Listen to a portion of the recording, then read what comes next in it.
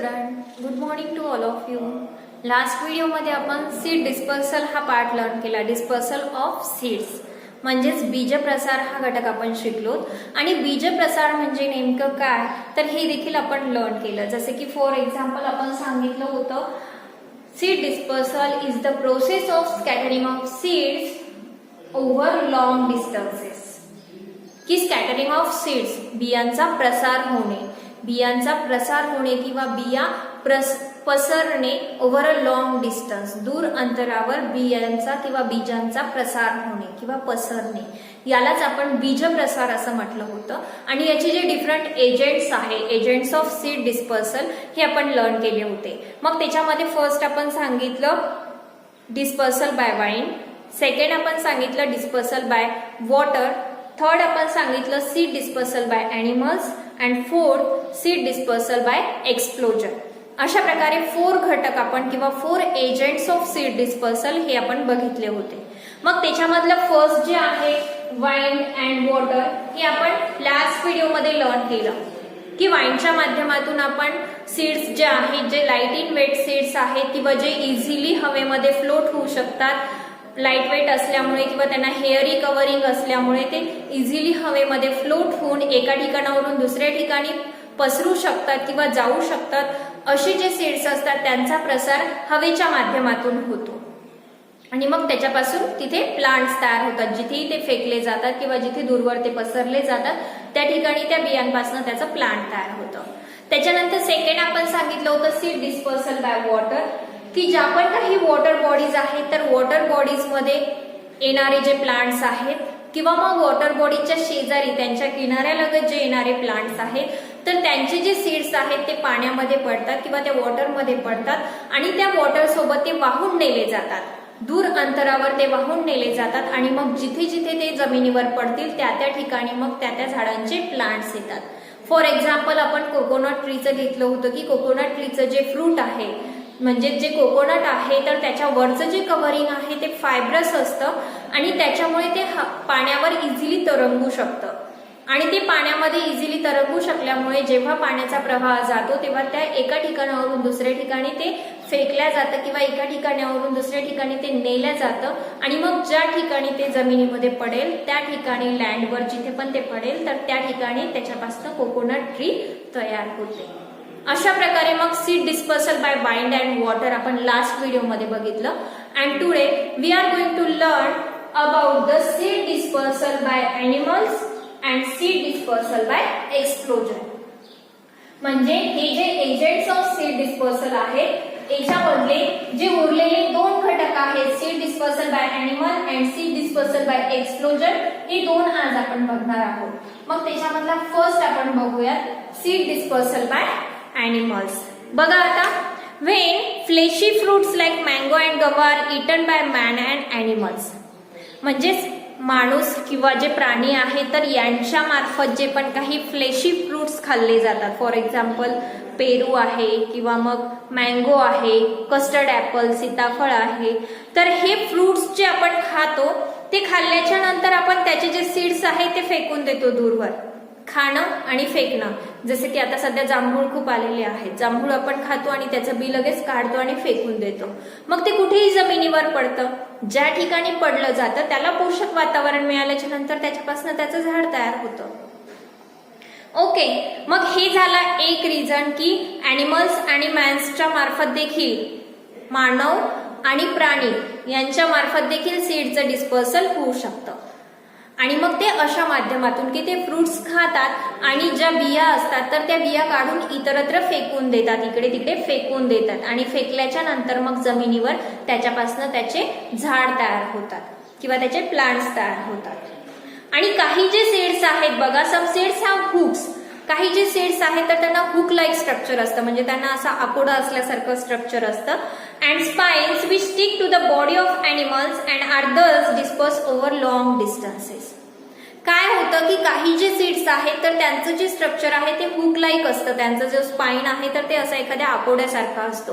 आणि मग ॲनिमल्स काही झाडांवर बसलेले असतील किंवा ते खात असतील फ्रुट्स तर त्याचे जे सीड्स आहेत ते त्यांच्या बॉडीमध्ये स्टक होतात म्हणजे त्यांच्या बॉडीमध्ये ते अटकतात, पायांमध्ये किंवा मग त्यांच्या स्किनवर ते अटकल्या जातात. स्किनवर काही फर वगैरे असतील, काही अॅनिमल्सच्या, माकडांच्या वगैरे जे असतात अंगावर स्किन फर असतात, तर ते त्या फरला ते अटकल्या जातात आणि मग त्यांचं डिस्पर्सल होतं ओव्हर लॉंग डिस्टन्सेस. मग जिथे जिथे हे अॅनिमल्स उड्या मारतील, जसं की आता माकडे आहेत, तर माकडे एखाद्या झाडावर बसले आणि त्या झाडाचे जे सीड्स आहेत तर त्यांचं स्ट्रक्चर हुक लाईक आहे, एखाद्या आकोड्यासारखं आहे, तर ते जे सीड्स आहेत ते त्या माकडाच्या बॉडीमध्ये किंवा त्या मंकीच्या बॉडीमध्ये अटकले जातील आणि मग मंकी ज्या ज्या ठिकाणी जाईल किंवा तो जो माकड आहे तर तो ज्या ज्या ठिकाणी जाईल त्या त्या ठिकाणी ते सीड्स काय होतील, मग त्याच्या बॉडीमधून ते पडतील.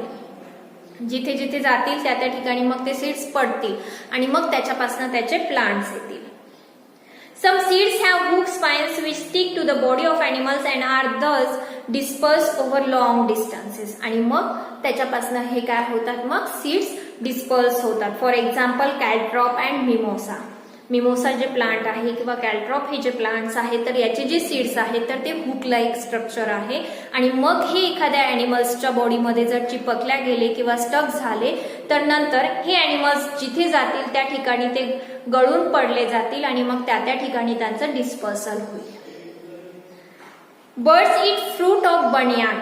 म्हणजे जे वडाचं झाड आहे तर वड्याच्या झाडाचे जे पण काही फ्रुट्स येतात तर हे फ्रुट्स बर्ड्सच्या मार्फत खाल्ले जातात. त्याच्यानंतर फिग झालं किंवा पीपल ट्री आहे, पिंपळाचं जे झाड आहे त्याचं, वडाचं झाड किंवा अंजीरचं जे झाड आहे तर याचे जे फ्रुट्स आहेत हे बर्ड्स खातात आणि some seeds get stuck to the big feathers or feet of birds getting carried over to long distances. आणि मग काय होतात की या झाडांवर जेव्हा बर्ड्स बसतात हे सीड्स हे फ्रुट्स खाण्यासाठी, मग फ्रुट्स खाताना त्याच्यामधले जे सीड्स असतात तर काही सीड्स त्यांच्या चोचेमध्ये स्टक होतात, म्हणजे चोचेमध्ये ते चिपकून राहतात.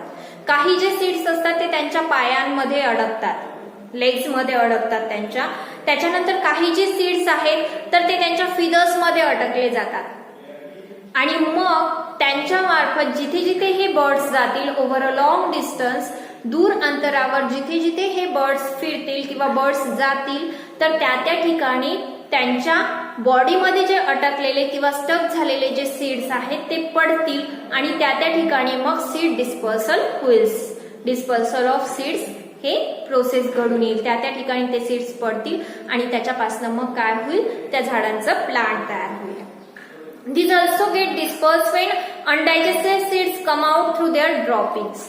आणि बऱ्याचदा ही पण शक्यता आहे की काही जे अॅनिमल्स किंवा बर्ड्स जे आहेत तर ते जे फ्रुट्स खातात तर ते फ्रुट्स जशाला तसे गिळले जातात, म्हणजेच त्यांचे जे बिया आहेत तर ते त्यांच्या पोटामध्ये जशाला तशाच जातात आणि त्याचबरोबर त्यांचे जे ड्रॉपिंग्स आहेत म्हणजे त्यांची जी विष्ठा आहे तर त्या विष्ठेमार्फत ते सीड्स जशाला तसे बाहेर पडतात आणि मग ज्या ज्या ठिकाणी त्यांची विष्ठा पडलेली असेल, त्यांचं ड्रॉपिंग्स पडलेलं असेल त्या त्या ठिकाणी त्या सीड्सच्या माध्यमातून काय येतील, ते plants उगवतील.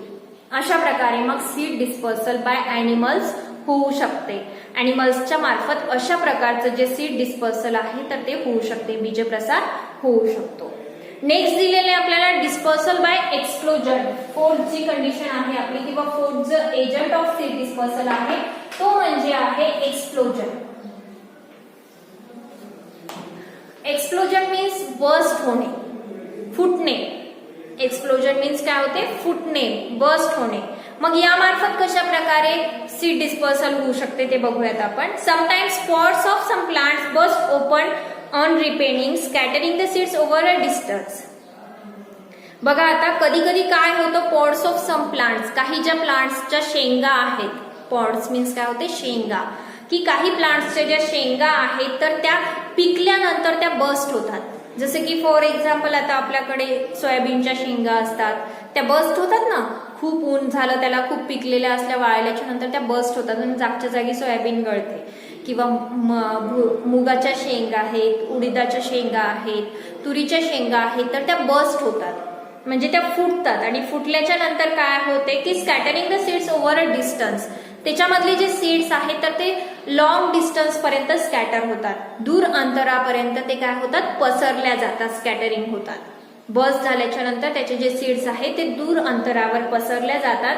Plants produce more seeds as some seeds are waste during the process of dispersal and all seeds do not germinate into a new plants. आता बघा, जरी आपण म्हटलं की plants produce more seeds as some plant seeds are wastage, एका plant कडून खूप सारे सीड्स तयार होऊ शकतात. जसं की फॉर एक्झाम्पल आपण बघितलं होतं की जर आपण एक सीताफळाची बी लावली तर त्या सीताफळापासनं आपण खूप म्हणजे एक जे झाड तयार होईल सीताफळाचं, एक जर झाड तयार होईल आणि त्याला जर बायचान्स 200-300 जरी सीताफळ लागले तर एका सीताफळामध्ये 10 ते 12 बिया असतात किंवा त्यापेक्षा जास्तही असू शकतात. आणि मग तेवढ्या बियांपासनं म्हणजे प्लांट जे आहे तर ते सीड्सचं प्रोडक्शन कंटिन्युअसली करतच राहतं, कारण फ्रुट्स आणि सीड ही एक नॅचरल प्रोसेस आहे. त्यांच्यामध्ये फ्रूट तयार होणं, फ्रूटमध्ये सीड्स तयार होणं, आणि ही जे सीड्स आहेत तर बऱ्याच प्रमाणात प्लांट्स तयार करतच राहतात. मग त्याच्यामधले काही वेस्ट पण जातात, काही काय होतात वेस्ट पण जातात, वाया पण जातात. During the process of dispersal, हे जे डिस्पर्सल होते म्हणजे प्रसार होते बियांचा, तर या बियांच्या प्रसारामार्फत काही ज्या बिया आहेत तर त्या वेस्ट पण जातात, वाया पण जातात. प्रत्येकच बीचा प्रसार झाला किंवा प्रत्येकच जी बी आहे किंवा प्रत्येकच जे सीड आहे जे डिस्पर्सल झालेलं असेल तर त्याच्यापासून प्लांट उगवेलच असं नाही, कारण ती जे सीड आहे ते प्रॉपर ठिकाणी जर पडलेलं असेल, त्याला योग्य ठिकाणी योग्य ती सॉइल असेल किंवा योग्य ते वॉटरिंग मिळालं असेल, योग्य कंडिशन त्याच्या ग्रोथसाठी जर अवेलेबल असेल तरच त्या ठिकाणी त्या सीड पासून त्याचं प्लांट तयार होऊ शकते. अदरवाईज त्या सीड पासून त्याचं प्लांट तयार होऊ शकणार नाही. मग हे सीड डिस्पर्सल ही जी प्रोसेस आहे याच्यामध्ये बऱ्याचशा बिया ज्या असतात, बरेचसे जे सीड्स असतात ती वाया देखील जातात. जरी प्लांट खूप मोठ्या प्रमाणावर सीड्स निर्माण करत असेल तरी सुद्धा काही जे सीड्स आहेत तर हे डिस्पर्सलच्या साह्याने वाया देखील जातात.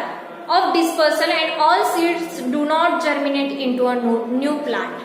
आणि हे मस्ट नाहीये किंवा हे कंपल्सरी नाहीये किंवा कधीही हे नॅचरली देखील ही जी प्रोसेस घडून येते तर त्याच्यामध्ये आपल्या कधीही हे लक्षात येत नाही की प्रत्येक डिस्पर्सल झालेलं जे सीड आहे किंवा ज्या सीडचा प्रसार झाला ते सीड लागेलच किंवा त्याच्यापासून न्यू प्लांट जर्मिनेट होईलच असं नसते.